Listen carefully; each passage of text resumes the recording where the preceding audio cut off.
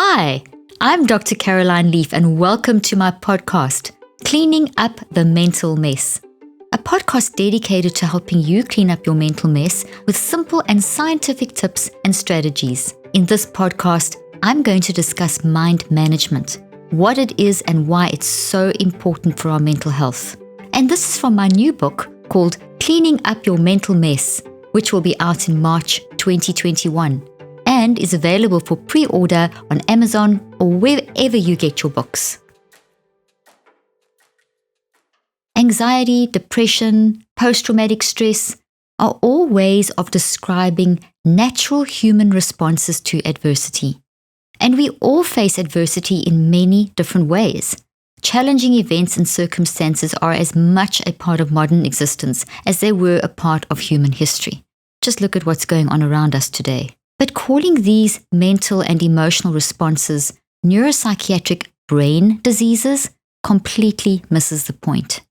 Anxiety, depression, burnout, frustration, angst, anger, grief, and so on are emotional and physical warning signals, telling us we need to face and deal with something that's happened or that is happening in our life.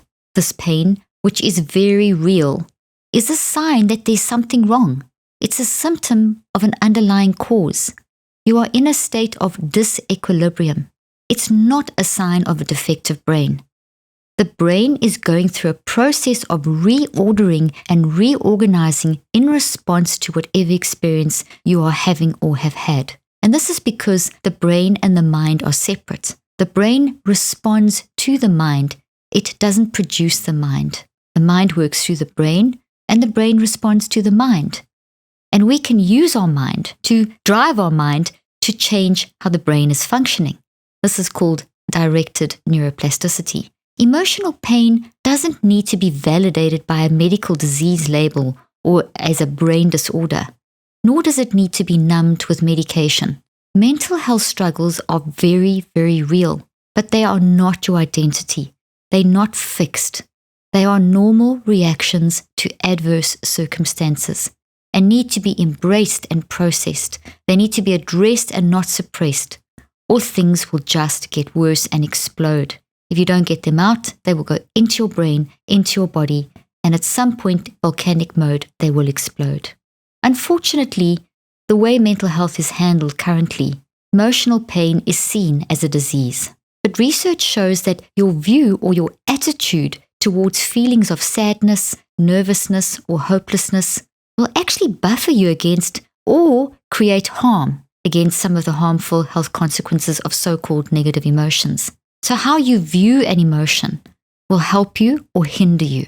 Research, including mine, demonstrate that viewing negative emotions as fluctuating, momentary parts of a natural cycle and as a response to external events, and thus not threatening or stressful or harmful, but actually helpful, will increase mental and physical health. In fact, in my most recent clinical trials, we demonstrated that embracing negative emotions as warning signals of an underlying cause and then managing them through processing and reconceptualizing them, which is mind management, led to significant decreases in inflammation in the brain and the body, significant improvement in cellular health right down to the level of the DNA, and overall brain and psychological function improved. We also demonstrated that through mind management, you can become empowered to feel in control of your mind, which can increase your feelings of control over anxiety and depression and so on by up to 81%. So feeling bad is not always unhealthy if you mind manage it. Unfortunately, as I've said, the opinion that is widely held in the West is the opposite. It's the opposite one of negative emotions being undesirable and even dangerous. And to get rid of these undesirable emotions, modern psychological and psychiatric approaches to mental health focus predominantly on the use of drugs like antidepressants and antipsychotics and things like cognitive behavior modification. However, these don't address the complexity of the human mind and the complexity of your unique story and your unique reaction to whatever circumstances you are going through. Indeed, this approach has not reduced the prevalence of mental health issues over the last 40 years. In fact, it has worsened them. For example, major depression has remained at around 4% between 1919 and 2010 and now is on the rise. Furthermore, population studies also indicate that something is going terribly wrong. People ages 24 to 65 are dying 8 to 15 years younger than previous generations from preventable lifestyle diseases.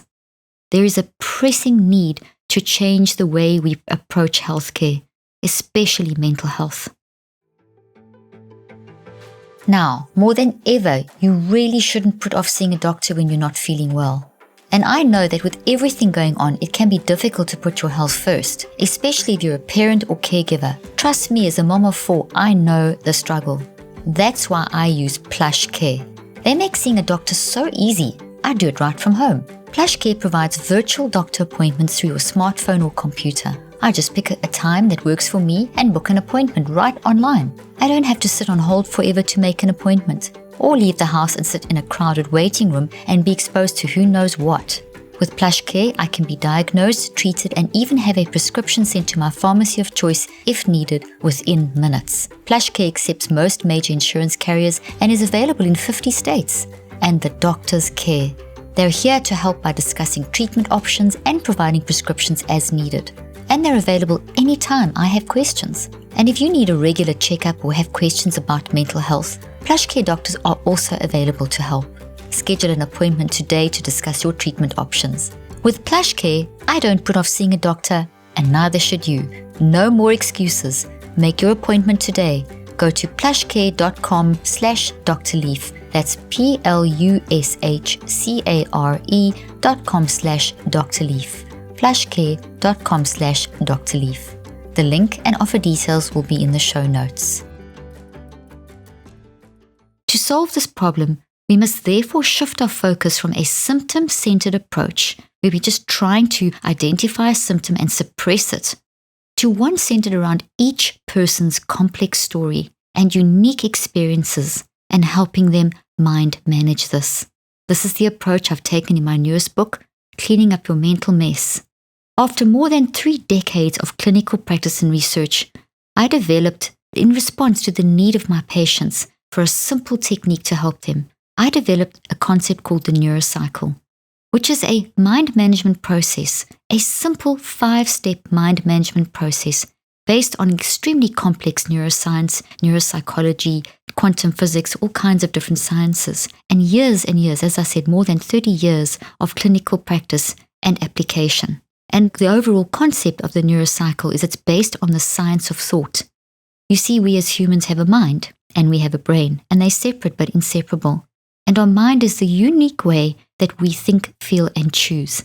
And as you think, feel, and choose, you generate energy through your brain responds, and you build physical thought structures into your brain that have a root and a tree trunk and branches, and they produce the actions that we perform, the things we say and do, and the signals that we generate, like the emotions of anxiety, depression, happiness, sadness, etc.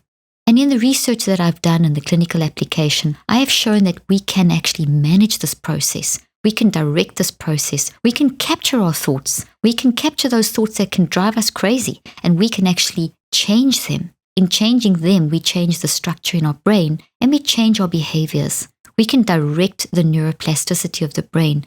Neuroplasticity meaning how the brain can change as a result of stimulation.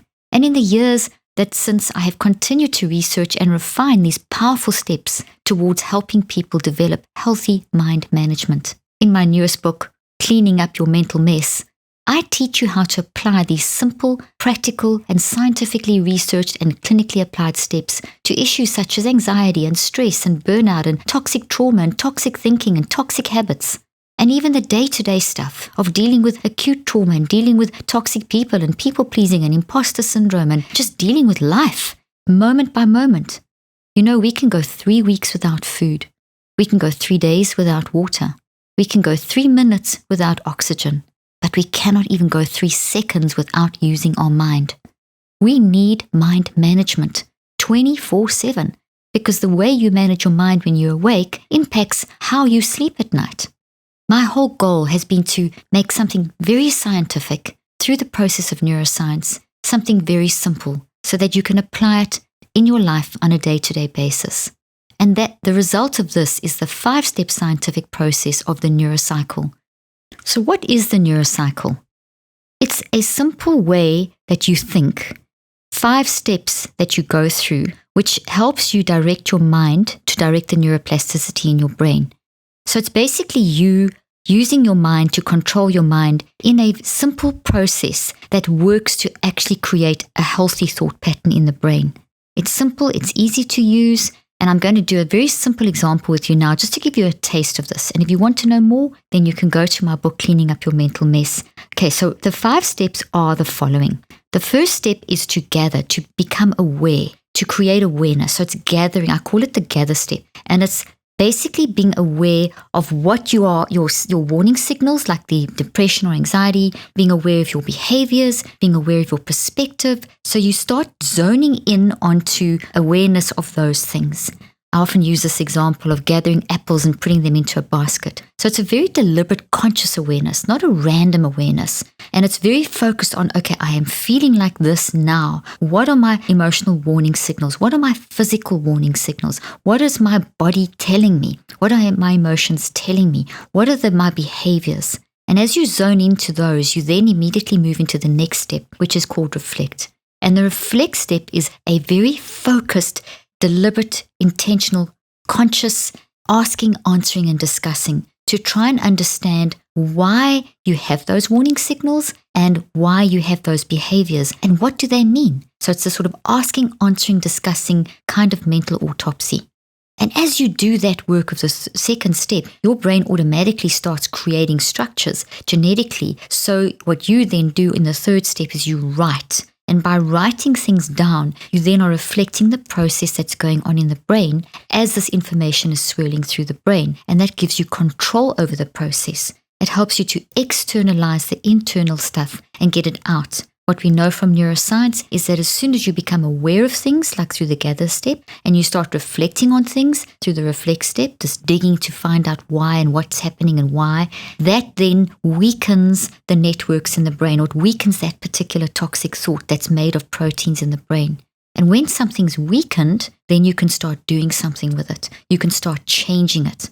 The thought becomes what we call malleable. And in the writing process, you increase the malleability of the thought and you increase your insight. And from there, you go into the fourth step, which is the recheck step, where once you have written things down, you can now analyze what you've written down. And then you go into a little active reach step, which is like the full stop in a sentence. It kind of ends the work for the day. It ends the process of the 5 steps. And it's a little positive affirmation, a little action, a little statement that's positive that you just say a few times during the day to keep you anchored in a safe mental space. Before we continue, I have some exciting news. If you don't know by now, my new book, Cleaning Up Your Mental Mess, is available now for pre-order and will be out March 2nd, 2021. In this book, you will learn how to reduce anxiety and depression and toxic thinking habits by up to 81% in 5 simple and scientifically validated steps. This book also includes guides on how to use the 5 steps to detox trauma, overcome toxic thinking habits like people-pleasing, how to build your brain correctly, how to use the 5 steps to develop healthy eating habits, and so much more. When you pre-order now, you will get access to some amazing bonuses like a downloadable workbook, exclusive bonus chapters with how-to guides for helping children detox their brains, an exclusive 3-week book club with me, and more. Pre-order your copy today at Amazon, Target, Barnes & Noble's, BAM, wherever books are sold. And I will be narrating the Audible book, so stay tuned for that. You can also visit cleaningupyourmentalmess.com for more details on how to order. That's cleaningupyourmentalmess.com. The link will be in the show notes.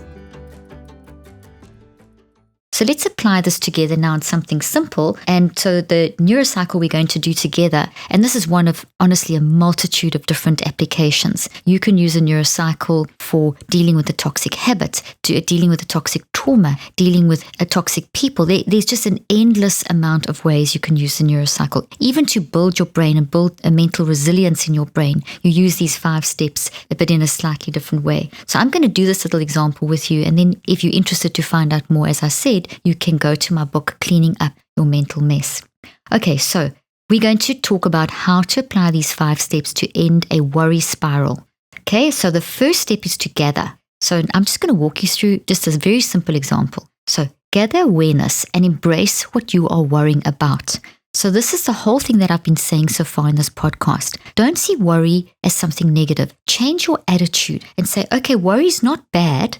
Worry is a signal that's telling me something. The minute you do that, you actually increase the blood flow in your heart, the oxygen to your brain. So you now have more oxygen and blood in your brain, which then activates the correct flow of neurochemicals. And suddenly the 1400 neurophysiological responses of stress are working for you and not against you. Just by you shifting your attitude and saying, okay, I embrace worry. What is the message of this worry that I am feeling now?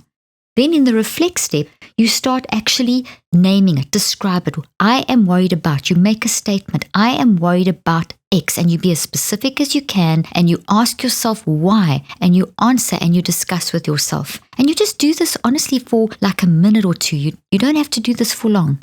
Okay, you ask yourself, what are all the physical warning signals? Like, what am I feeling in my body when I worry? Is my stomach getting sore? Are my shoulders tensing up? Is my heart palpitating? So you focus on, as you specifically saying the sentence of the worry, you're also aware of those physical reactions. You're also aware that the worry is making you maybe feel a little depressed or on edge or anxious. You bring it all out. You say it. You analyze it. You ask, answer, and discuss. And then you write that down. Take a couple of minutes to write it down. I always recommend you get a neurocycle journal, and then you write that down. Write down the information from your gather step and your reflect step. And then as you're writing it down, this is going to help activate a flow in the brain that will help you look at things more deeply. Then you go to the recheck, which is this mental autopsy, where you look back at what you've written. And what you can do with worry, which really works well, is you visualize the worst case scenario. Just very quickly, as you're looking at what you've written, visualize the worst case scenario and then immediately move into a solution mode. This is what could happen. I'm worried about this, which you identified in the reflect step and you wrote that down. You're reading it now. Now in the recheck step, you say, okay, this is the worry. What could be the worst case scenario? And then write down next to that 2 or 3 solutions to the worst case scenario. And maybe you can think of 3 worst case scenarios, write them down, and 3 solutions. Immediately, write that down in this recheck. How would you handle this if it happened? Write that down. So in other words, pre-plan. All this is building up networks in your brain, like a lattice onto which you hang ivy when you're trying to grow ivy. This is what you're doing with this 5-step neurocycle process. Each of these little steps is building this mental resilience into your brain, but each step is taking you deeper and deeper. Okay, and then you could also write down in this recheck step what your game plan would be so that you are prepared to how to handle this worry. So you're not feeling left hopeless and uncertain. You've got an action plan in place. And then your active reach will be to put that plan into action, to actually apply that. So each time the worry comes up today, what was the little action plan that you created in the recheck steps? You could write that down somewhere or put that in your phone, and then you can, every time when it pops up on your phone, you can just read that to remind yourself and apply it during the course of the day. So this simple little exercise has given you control back, has shifted the power balance back from the worry controlling you to you controlling the worry. It has caused a whole lot of good blood flow and oxygen and neurochemicals to flow through the brain, and you started building another strong structure, protein tree-like structure, thought, which is a thought. Thoughts look like trees in your brain and are made of proteins that will then help you as the worry pops up during the course of the day. So you're not just stranded, you actually have a plan, and the more you use that, the stronger it gets. Because whatever you think about the most will grow. You see, these 5 steps of the neurocycle will help you direct how you change your brain. Back in the 80s, we didn't think the brain could change. In fact, I was trained that the brain couldn't change. And I challenge this because I know that if you change your mind, you change your behaviors, you change your brain. And I showed that with my research. And this neurocycle is one of the results of the research I've done. And this can help you so much. As I mentioned earlier on, this simple technique applied in so many different ways can help you manage anxiety and depression by up to 81%, which is amazing. I can promise you, if you just find it, have a 10% change in how you function, it's going to make you feel amazing. See, managing your mind is more than a lifestyle. It's a necessity. Modern society is practically designed to give us a mental mess. I mean, just look at the mess social media and technology can cause when used incorrectly. And just if you're constantly scrolling through Instagram, what it does to you, or if you're comparing yourself to other people, If we don't mind manage ourselves every 3 seconds, as well as mind managing our toxic habits and traumas, we will constantly get into this mental mess and we're going to experience burnout. Our life will feel like a mess. If your mind is a mess, your life feels like a mess. Mind management using the neurocycle, which is so simple to use, can really help you get your thoughts under control. So I really challenge you today to understand this and grab a hold of this. If your minds are messy, we mess up our lifestyles. And when our lifestyles are messed up, our mental and physical health suffer. To make this as easy as possible, I have developed this neurocycle. And it's a simple form of mind management. It's like a delivery system into which you can fit everything. As I mentioned in the beginning, and I keep saying, you don't even go 3 seconds without your mind being active. Your mind's always going. So you may as well be proactive in how you are managing your mind. So you are uniquely and wonderfully you. Your story deserves to be heard. However you are feeling at the moment is a response to the circumstances around you. You cannot control the events and circumstances of your life, but you can control your reactions to the events and circumstances through mind management. Are you ready to begin cleaning up your mental mess with mind management? Thanks so much for tuning in today. I hope this episode has been helpful for you. For more tips and strategies and resources, be sure to visit my website, drleaf.com. And on social media, just look for Dr. Caroline Leaf on Facebook, Twitter, Instagram, and YouTube. I hope you found today's podcast interesting and helpful. If you want more tips and help with managing anxiety, depression, and mental health, be sure to visit my website at drleaf.com and to sign up for my weekly newsletter, where I also include a schedule of my speaking events and so much more. And follow me on social media. I'm on Twitter, Facebook, and Instagram. Just look for Dr. Caroline Leaf. Also, I love seeing all your posts on social media about this podcast. I love seeing what resonates with you and what you've learned. So be sure to continue posting and tagging me and letting me know what you think and how these tips worked out for you. And don't forget, leave a review and keep spreading the word about this podcast. Thank you for joining me today. I really hope you learned something new and helpful. Till then, I'm Dr. Caroline Leaf.